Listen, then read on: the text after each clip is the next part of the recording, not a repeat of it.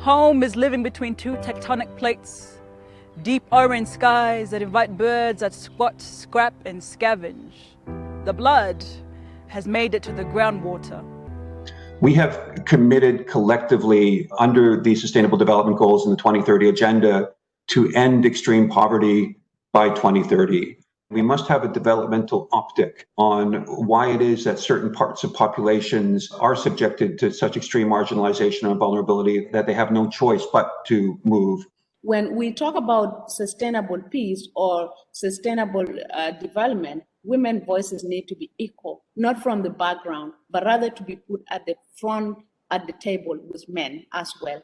Addressing forced displacement is whole government, whole society endeavor. With COVID-19, the situation is further complicated and further aggravated for migrants and refugees, and we need to make sure that they are fully integrated in the recovery packages, in the efforts to rebuild better. At UNHCR, we're convinced that a political and peace process that includes displaced people will reduce the risk of future instability, conflict, and displacement. Also be part of the decision making and also be part of the negotiation, the mediations, and also to be signatories to the agreement.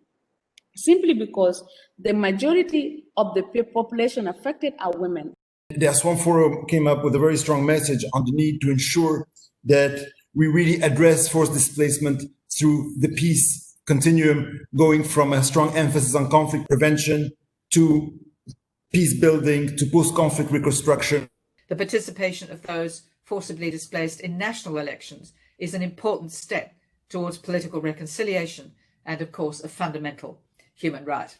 We need to change not just the narrative, but the ways that we actually work in countries that experience a crisis, fragility, the impacts of the climate crisis, in order that we can get advance of the curve of the types of insecurity that are driving these types of forced movements in the first place.